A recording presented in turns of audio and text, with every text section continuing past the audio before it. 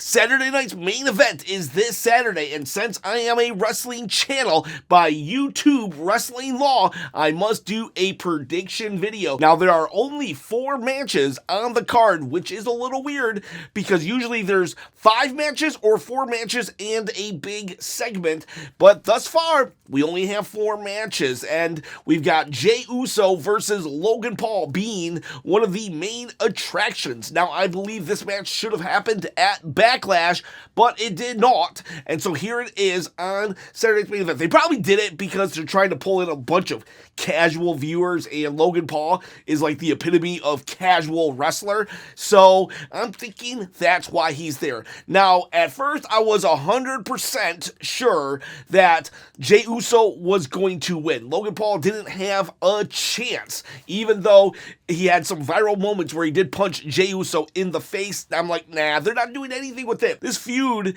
is like Jey Uso's 3rd most important feud right now that's going on. So I was like, not gonna happen. However, on Monday Night Raw, they did make a point to make it seem like people are taking Logan Paul serious, and like Gunther goes up to him and says, if you do win, I'm gonna murder you. Seth Rollins goes up to Logan Paul and says, hey man, if you do win, it's because I'm softening it up for you.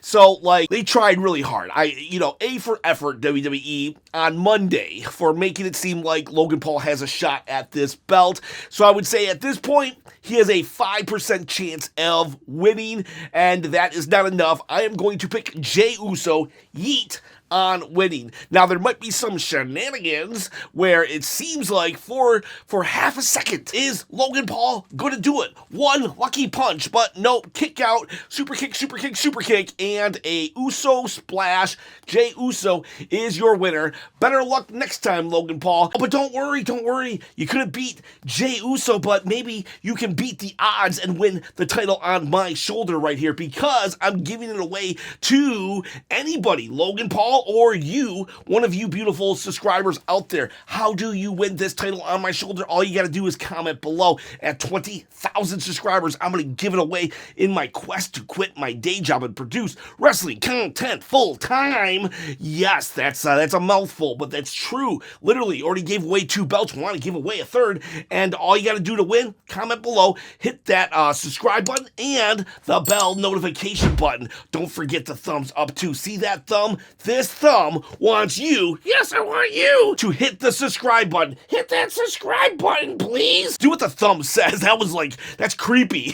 So anyways, please, yes, you can win this belt. Hit all those things that I said, and the next match is kind of lame, actually. It's CM Punk and Sami Zayn versus Seth Rollins and Braun Breaker. This screams Monday Night Raw main event.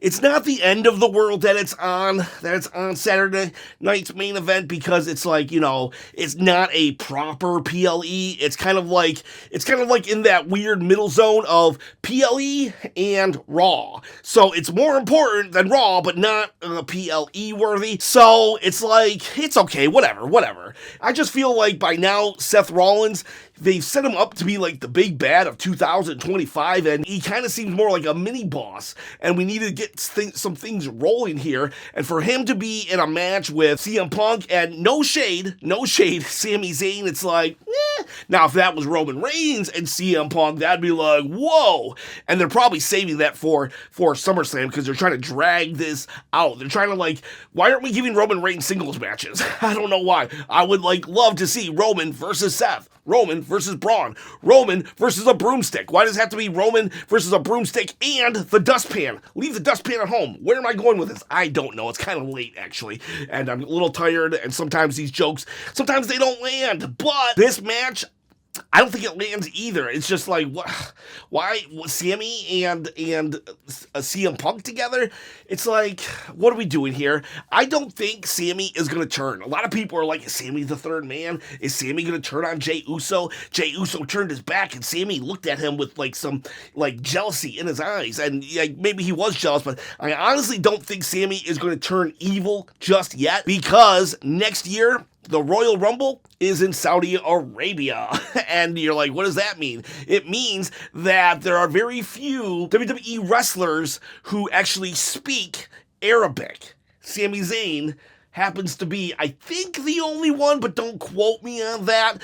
And I'm thinking what happens is they made a big hubbubaloo about Sami in the Royal Rumble this year, and they're making a bigger hubbubaloo. What is a hubbubaloo anyways? I hope it's nothing bad. But anyways, they're making a hubbubaloo, a big one, of Sami Zayn winning his first world championship. And so now everybody's like, oh, he's going to turn on Jey Uso, and that's going to be cinema. But what if the cinema is actually Sami Zayn winning the Royal Rumble in, like, a country in which barely any of the WWE superstars speak the language? Sami Zayn wins, gets the hugest of huge pops, goes on to win at WrestleMania the world title, who at that point will probably be Seth Rollins. And that would be cool. Actually, I gotta say, that would be kind of cool, because Sami, the underdog from the underground, and yeah, I think that makes a lot of sense right there. So they need to hold off Sami's first world title victory until next WrestleMania. Therefore, he's not going to turn on Jey Uso. Therefore, he's not the third man in Seth's group. Therefore, this is just a standard tag match, and I think Seth and Braun Breaker will win here. Sami will take the pin, and CM Punk will probably be mad, and maybe the best we get out of this is a friendly, face versus face rivalry for about, maybe a month or two while we wait until SummerSlam for the bigger programs to be made. But at the end of the day, Sami takes the pin, Seth and Braun, they win. Punk gets mad at Sami, and Sami's like, hey, I didn't see you winning the match, and then those two will kind of feud for a couple weeks. That's my prediction there. I did say that there were only 4 matches. I'm going to take a guess, though. If by chance they add a match on SmackDown, there are only 2 possibilities, because there is the Street Profits are fighting Fraxium, but that is billed for SmackDown. So the only 2 matches that I can see that are just 3. There's 3 that are just built in, can happen at any moment. Chelsea Green and Zelina Vega, they could fight. Actually, 4. You could do Mello versus Aleister Black. You could do Naomi versus Jade Cargill, and you could do LA Knight, versus anyone in the Bloodline. I would say if that happened, the Bloodline, anyone, doesn't matter. If it's JC Mateo or Hikuleo, who's not even on TV, they're going to beat LA Knight, because they're trying to show how much Solo has rebuilt himself. That's unfortunate, but that's what I would see. If they did Naomi versus Jade Cargill, I would say Naomi would win. She would cheat, but then it would be 1v1. They both have a victory over the other, and then we could go to Money in the Bank to see who's the actual superior of the 2. I would then say out of Aleister Black versus Carmelo Hayes, they give it to Carmelo Hayes. Miz cheats, and Carmelo Hayes gets a big time victory. So we know that's not going to happen, because I think Triple H thinks that Melo is allergic to big primetime spots, unfortunately. Chelsea Green versus Zelina Vega, I would say they would probably, for some reason, it seems like they're just letting Chelsea Green go through a losing period, so I say they would probably let Chelsea lose again. She would make the best of the moment, and it would be a funny in a loss, but still, I would hate it, but it would still be a loss, and Zelina Vega, she would win. Now, those are your 4 possible matches. If they just want to throw something in there, those are my predictions. Now, let's get back to the final 2 matches that are actually announced. We'll go Drew McIntyre versus Damian Priest. This one, it feels like it should be Drew McIntyre all the way. He's pretty much dominated this whole feud here and there.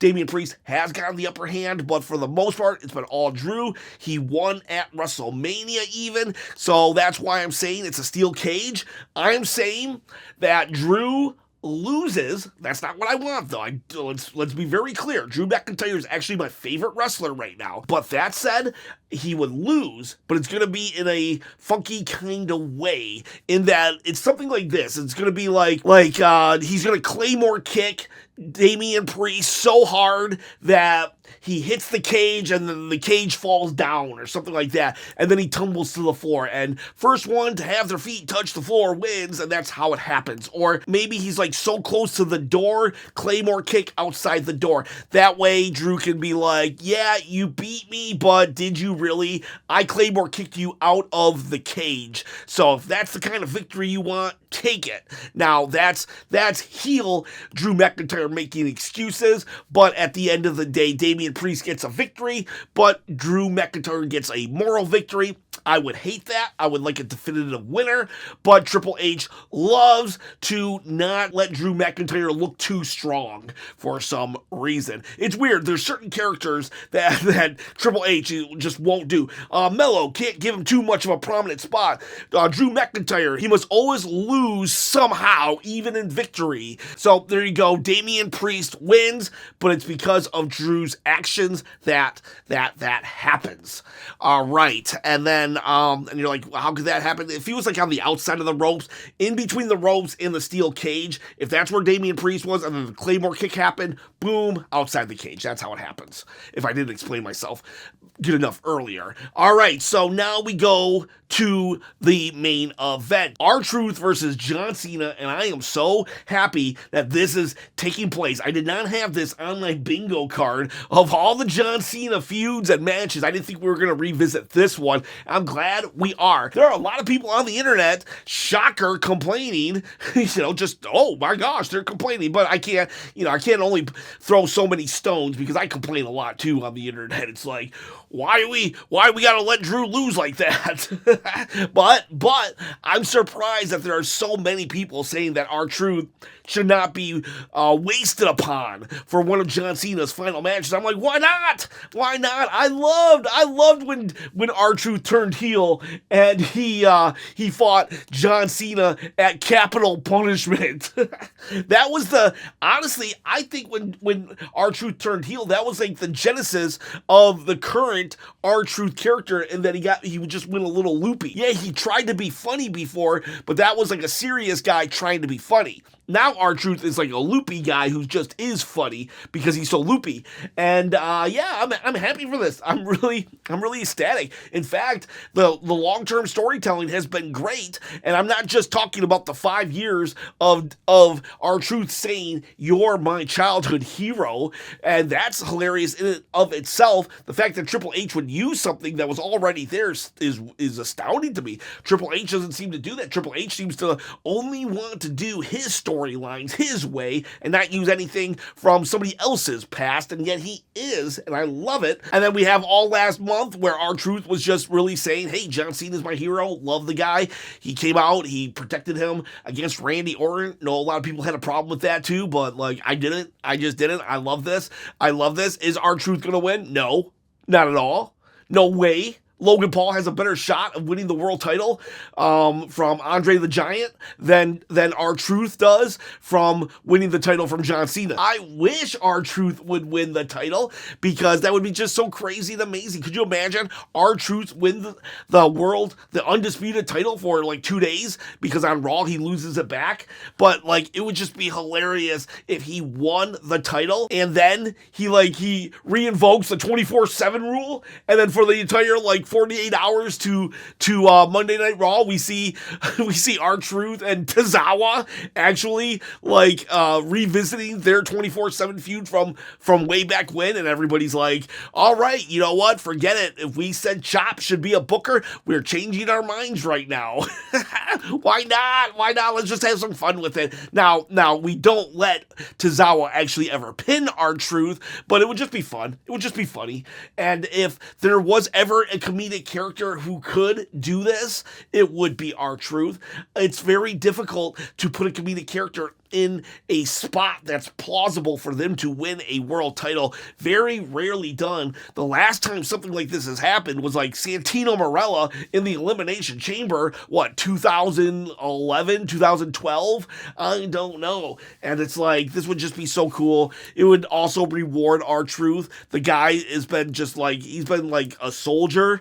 He does anything and everything you ask him. It's like, I would love for RTruth to get his flowers and win the world title just for the undisputed title for just 2 days, maybe 7 at best, and then John Cena to win it back. That would be just, oh, that would be crazy and amazing. Not going to happen. Not going to happen. Now, I did hear, though, that this is a non-title match, but I don't know. Let me look that up real quick. Okay, so Sportskeeda is saying that it is a non-title match. So that actually does change my prediction in that, honestly, John Cena, I'm going to say he's going to lose. I am literally saying John Cena's going to lose. Now, just because it's a non-title match doesn't mean John Cena loses. I mean, just last week when it was Braun Breaker versus Jey Uso, that was a non-title match, and Jey Uso, he won, but it was by disqualification. So it's not set in stone if it's a non-title that you're going to lose. But I will say it does make it more likely, because that's a thing that WWE does, a trope that you do. Why put it in a non-title match if you plan on John Cena winning? Because if John Cena just wins, there's no real suspense here. But if RTruth wins, so okay, now everything I did just say, like I would love RTruth to actually win, that could still apply because you can change it on a dime. John Cena just gets goaded into putting the title on the line, so it's not a deal breaker. You never know until the bell rings. So I'm still really hoping that RTruth does win. And if the title does ever go on the line, then no, RTruth will not win. However, since we're in the universe that the title is not on the line, I'm going to say that Cody Rhodes comes out and costs John Cena the match, and we get a victory with RTruth. RTruth is somehow, some way going to win. Now, if this match goes on first, then for sure, RTruth will win if it's a non-title match and Cody Rhodes comes out and interferes. My real fear, though, is this, that during the match, it's like back and forth, and Travis Scott comes out, and then Cody Rhodes comes out, and then this sets up a tag match for Money in the Bank. Cody and RTruth versus Travis Scott and John Cena. I don't want that. I want Travis Scott completely gone forever. Don't want to be reminded of that horrible story that The Rock started and then thought he didn't need to be a part of. And yeah, so anyways, back to this match. If it's non-title, RTruth somehow, some way wins. If it is for the title, then John Cena wins and goes on to continue ruining wrestling. So there you have it. My predictions for Saturday night's main event. Please let me know what you think. We will be streaming that live on the channel, and we will be doing hot takes as well. Please let me know your predictions in the comments. See ya, boys and girls. Bye.